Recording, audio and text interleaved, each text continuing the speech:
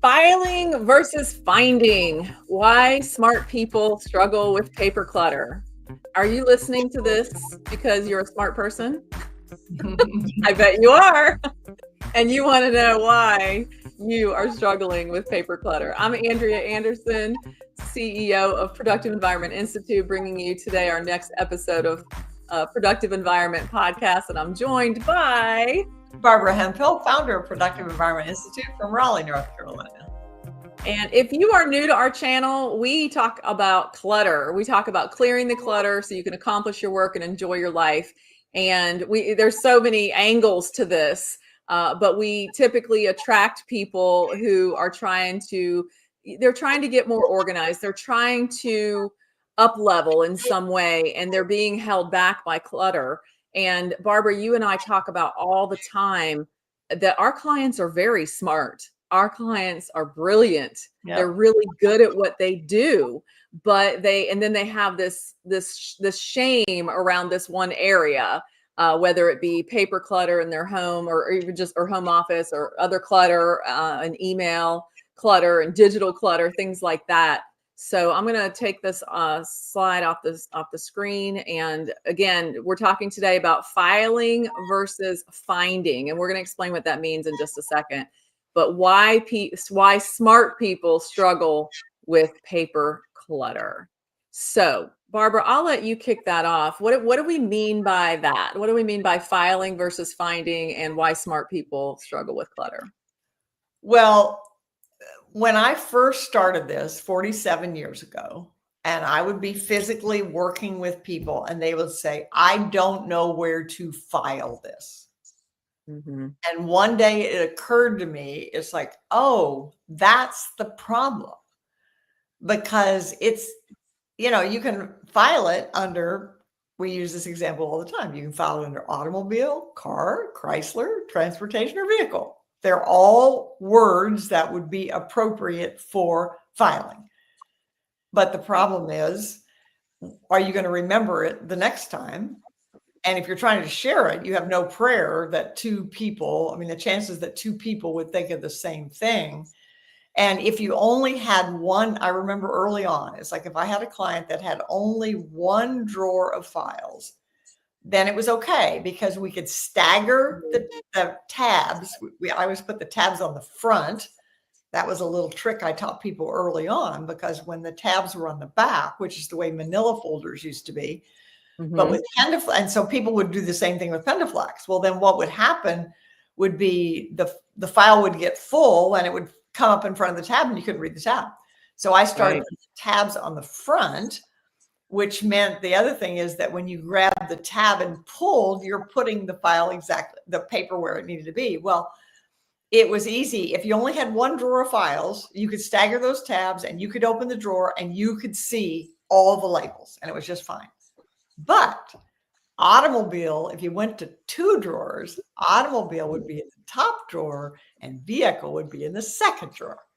And so then it's like, okay, that filing system just completely falls apart because the person looking thinks it's supposed to be automobile. So they pull it open. Nope, it's not an automobile, but don't have it. They file it, but they didn't look in the second drawer, which is where there was vehicle. So that's where the filing versus finding. It's like, well, the question is, how can I find this? Right. What is the word that I'm going to think of? And then it's like, well, there's going to be more than one. So then there's going to be words. And so then that's when we moved into the finding system. Yeah. Smart people. Go ahead. The smart part of it is that in the beginning, I did work with a few hoarders and learned very quickly that was not where I wanted to be. That I wanted to be with people who were very intelligent and they were doing interesting things and they just wanted to be the best of the best.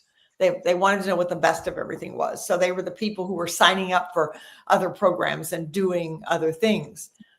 But I remember one time very clearly, woman, I started to work with her and she said, my problem is I just care about too many things. And that's it, right? Part of the issue with paper. And the reason we've said that paper is the most difficult thing to organize. Mm-hmm. Paper, digital also, and Yeah. why is it? It's because it represents our hopes, our dreams, our fears, our intentions. And so when we're looking at the papers or the digital or the email, it's all the same thing. You have to deal with those emotions. And when people care too much, then they begin to have to deal with those emotions. But it's much more encouraging to say, how can I find this? Well, we can really explore that. Well, how could you find it? That's what we call the art. The art of organizing information. We talk about the art of organizing paper, the art of organizing email. It all works together. And I want you guys to just picture this. Okay. Imagine your filing system, your current filing system. Okay. Whether you're at a home office or an office outside the home or both, because most people have, Barbara, what you coined the term, the home office for business and life. Most people have that at home too. So imagine if they don't have, they should have. Yeah, exactly. Yeah. Maybe that is their kitchen counter, or maybe that's the dining room table, or maybe wherever you pay the bills or wherever things happen. We call it a command center as well. But I want you to picture your current system, unless you're already using our system. But picture your current system, and my guess is if I could peek through this screen and see into your space and see your filing cabinet, my guess is that we would open the drawer and we would see labels staggered across the filing drawer, like all the way across. And so that's pretty typical. And that, as you said, Barbara, a lot of people use manila folders, and the label where you write the name or print the label is behind the folder. So even if you guys have I'm visualizing, even if you have hanging file folders, I'm guessing you probably also have manila folders stuffed in those hanging folders, right? And so you really can't see what they are. But I also want you to picture when something new comes in. Maybe it's something that came in the mail, or it's something that a manual or something that came with a new appliance that you purchased. What happens to that? We see that ends up going on a pile for a little bit. If you have tried to be organized on your own, and maybe you've worked with an organizer, you might even have a really cool label maker. You might have a label maker sitting right there in your office somewhere, and you pull out that label maker and you say, okay, I want to file this. So what label do I need to make? And you think through, and Barbara just gave you guys examples of 5 or 6 different things that you could file something under. So with car, automobile, car, vehicle, transportation, Chrysler, which word are you going to print on that file tab and then put on that folder and then put in somewhat alphabetical order? I mean, and then the staggers all get messed up because now you've got something new coming in. And so that is traditional. That is a traditional filing system. That's a traditional filing cabinet. Barbara, I know you've been in offices for decades, and my guess is that's pretty similar to what you've seen. Oh yeah, you see, or some people they usually try to do alphabetical, but then some files are important, so the ones that are more important, they kind of put those at the front because they use those more often. So that makes it more complicated. And I've gone in offices where somebody had an assistant, and you could see that I can remember one bank president where I met with him. I said, oh, you've had 3 assistants. He said, how do you know that? And I said, because there were 3 different filing systems, because nobody used anybody else's. Yeah, they change. Everybody kind of has their own system. And so does that make them dumb? No, it just means they're doing the best they can with the system that they have. And I've shared this before, but if you're new, this will be new to you. Let me just share real briefly Tracy's comment. It is simply staggering. It is, Tracy, isn't it? I mean, did I get that spot on with the filing cabinet? No, I know you just got it. Tracy is a new member of our SOAR program, Systemize and Organize with Action and Reference, and she just got a new 2-drawer filing cabinet. So I'm curious, Tracy, before that. Yeah. And what your systems were before that. Oh yeah, Barbara, you weren't on that call last week, I don't think, with Tracy. Tracy, I'm going to tell on you. we were in our group coaching call, and she said, she brought up color coding files, and she said, I just bought this box, or I have this box of colored folders, and I'm thinking of doing them in categories. You should have seen all of our faces. Me, let's see, Carrie, Kathy, Tony, all of us were like, Tracy, no. And you guys might be listening and thinking, what's wrong with that? You Well, and might be the thinking the reason, same thing. Yeah. and if you think about it, the Pendaflex company, I don't know if they still do, probably, but for very recently, you would buy a box of hanging folders, and in the same box would be 4 different colors. Mm-hmm. And Yeah. I actually worked with them for a period of time, and I said to them, I cannot think of a single instance in all, at that point, it had been like 20 years that I've been doing it. I cannot think of a single instance in 20 years when it was valuable to have a box of files with 4 different colors. Because what would happen is people would color code them, and then you needed one new yellow one, but you had to buy the box of 4, and then you got a whole, I mean, it was just insane. It was a case of where clutter was caused by, we talk a lot about you solve problems by subtracting, not adding. And one of the things that we subtract from our finding systems is color. That doesn't mean you can't use colors that you like, but the color needs to have meaning.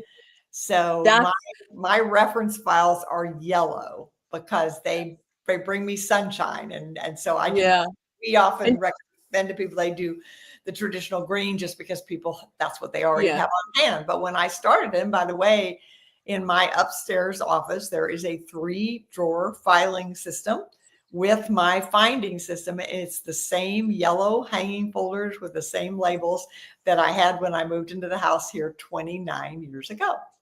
Wow, you never had to buy new folders. Nope. I want to, Tracy, I'm not picking on you, girl, because I did the same thing. Before I found Barbara, that's what I did. I was a color coding queen.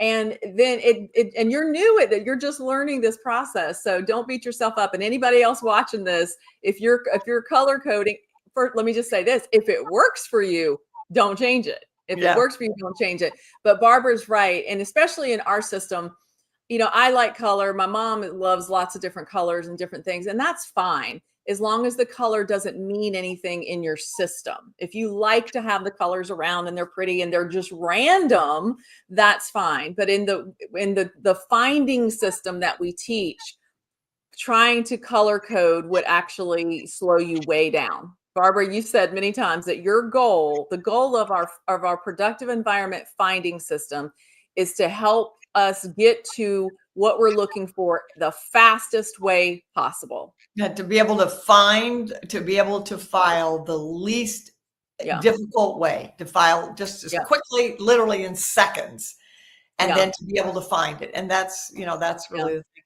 Let's go back for a second about why smart people we say is because it's of interest. You know, I'm interested in this. This is a project I'm working on. It's a project I have worked on. It's somebody I care about. And there's nothing wrong with that. I mean, you literally, 20 years ago, I had a client in Atlanta who had 35,000 files. Using our system, our finding system, she could still find everything in seconds. Now, it took a whole room, and it was the kind of files that were on rollers, you know, that went from side to side, and it took 2 people, but it was important to her. It was the history of her company, and she was in marketing, so it was examples and things like that. And we always talking about the cost factor, which is you can keep everything you want if you're willing to pay the price. And only you know the value of it. And to her, it was valuable. It was worth it. And she was thrilled to death that she was able to keep all those things she wanted and still be able to find them. So again, that's why we call it art. We say paint a picture of what you want to be able to do. If your files were organized in a way that it just made your heart sing, what would you be able to do that you can't do now? How would you know? And when you paint a picture of that, then we can figure out how to make it happen. That's the art. That's right. And speaking of art, I have to share our new updated blueprint. So this is our office transformation blueprint. And as you can see, it is about the art of organizing information. Well, first of all, clutter is postponed decisions. And then the art of organizing information. And art spells action, reference, or toss. So those are the three. They're not the only three decisions you ever need to make about the piece of paper, but they are the initial three decisions that you need to make about the piece of paper, because there are decisions to be made if it is an action. Is it a by date? Is it by topic? Is it by, there's other things to consider down the road, but the initial decisions are action. Is it an action, something I need to do? Is it a reference, something I just need to keep? Or is it something I can toss?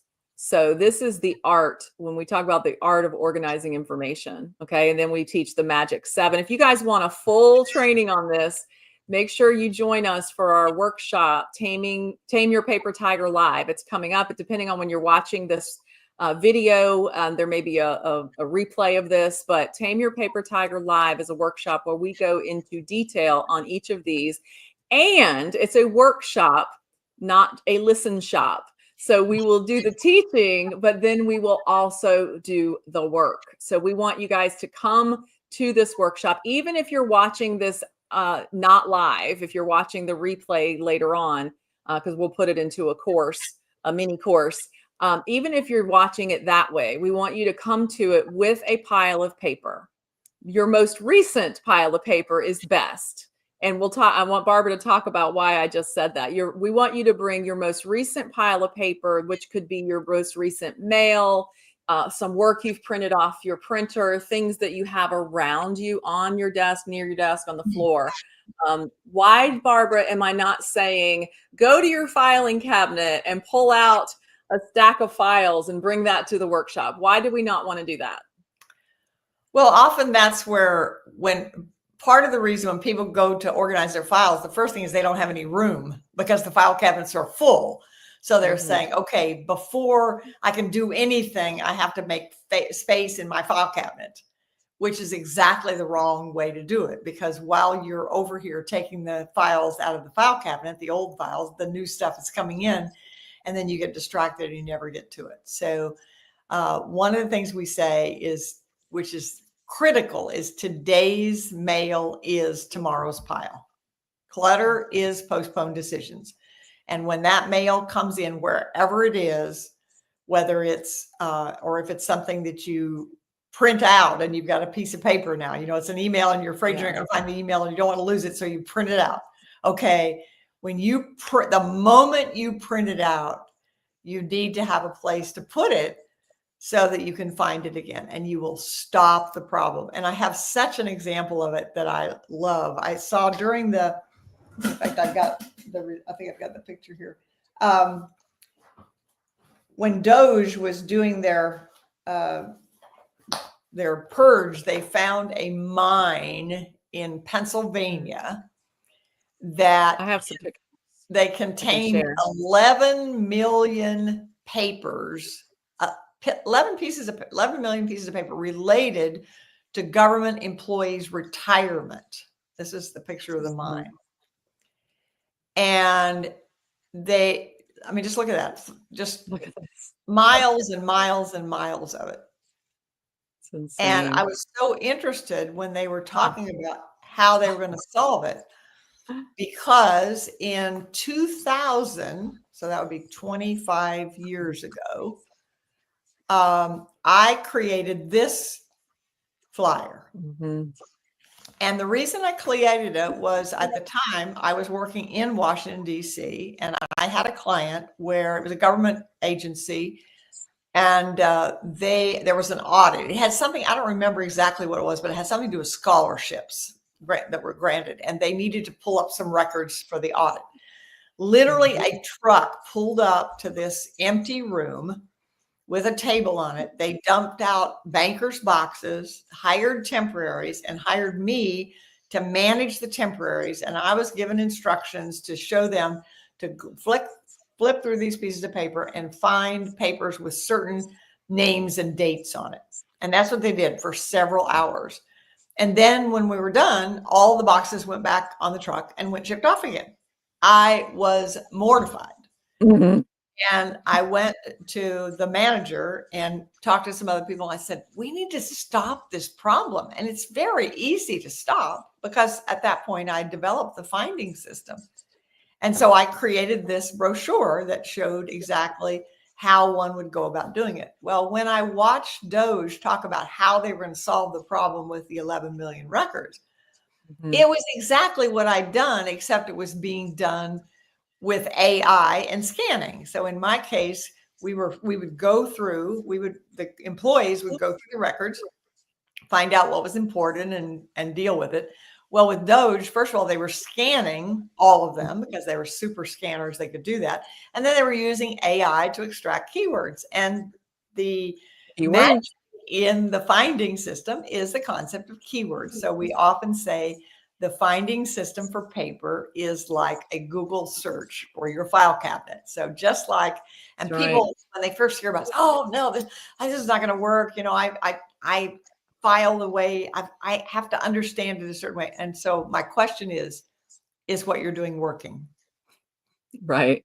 And if it Yeah. is, I have nothing to say. I mean, if you Yeah. like it, we use 4 questions all the time. Does it work? Do you like it? And here's a real big one with filing is, does it work for the people it impacts? So if you're Mhm. filing at home, what happens if you're not there and your spouse or your child needs to find it? Or if your Yeah. work, your colleague needs to find it? And then the last one is, can you recover quickly? Because you go on vacation, you come back and there's a whole pile of papers, or you're sick for a while, or you're taking care of a parent in the hospital. And so if there's a system, and we love system, which we use, saving you space, time, energy, and money. And that's exactly what the finding system does. It saves you space, time, energy, and money. Yeah. Speaking of time, the talking about Doge and going into the mine where and that's where the government keeps all of the files for people wanting to retire. And it would take 6 months to a year for somebody to retire because and this is just like a couple of months ago that it took that long because everything was by paper, everything was done written or typed or whatever, but on paper. And they did a test with at least one. I know they're converting and doing things now, but they did a test and they did their very first one in February. So that was pretty quick. They did their very first one electronically in February, and that person was able to retire in 2 days instead of 6 months to a year to go through all of that. So it's because they were creating a finding system so they could find the information. I do have something else I want to share with you. This is just so fascinating to us. There's the Oklahoma Department of Corrections. This article and these pictures. Oh, hold on, wrong thing. Okay. Look at this image here. This article is from 2016. It is decades out. They're talking about it being decades out of date, their filing system. This space that they're in is, look at these boxes just literally falling over each other. This was a gymnasium. They were required to build a gym for the inmates. I want to stop this, but I hope I don't open something else up. I hate all those little things. But they were required to have a gym for the inmates to be able to get exercise if it was raining or whatever. But this gym became a repository for postponed decisions, right? And this caused a lot of problems. People were released before they should have been. People weren't released when they should have been because of the state of the filing system. And it says, talking about the records manager, it's Thompson's job to turn the roughly 400,000 files, some dating back to the 1920s, into digital files. And so it's a fascinating article talking about, Barbara, this is the Today's Mail is Tomorrow's Pile piece. It says that's if we get no more, because they said they could do it in 5 years. She said that's if we get no more records coming in, and we get about 700 or 800 a month. So she estimates that the rate of digitizing 500 files a week, she could complete the task by the 5-year mark. Well, guys, I checked ChatGPT today because this article was in, as I said, let me stop that share, is in 2016. Hold on, remove.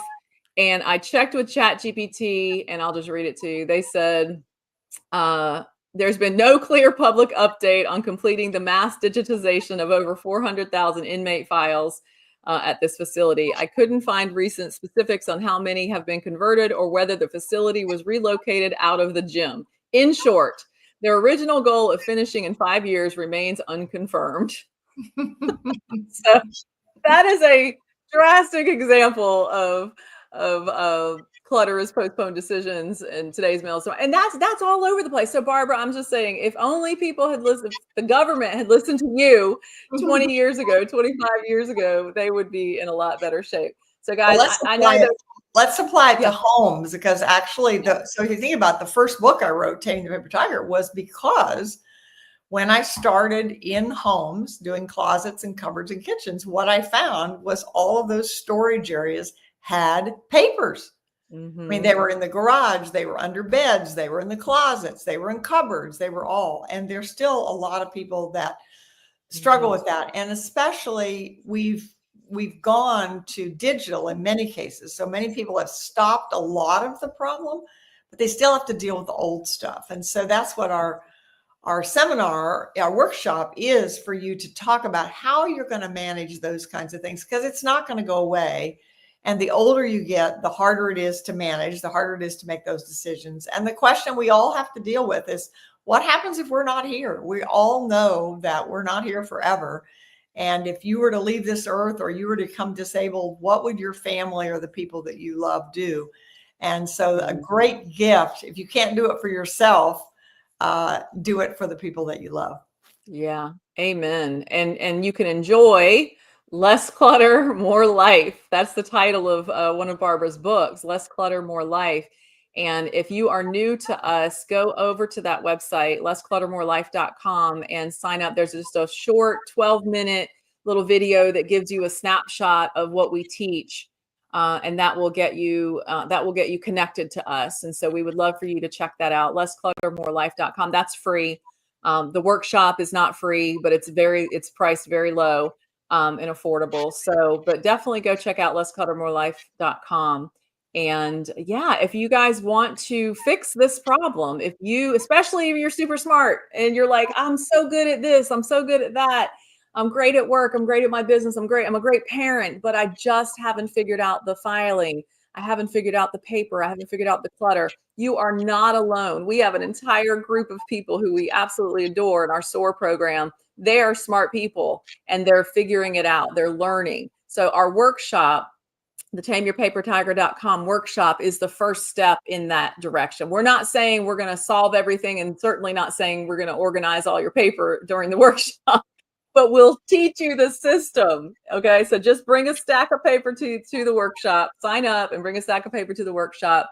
And we'll show you why this works.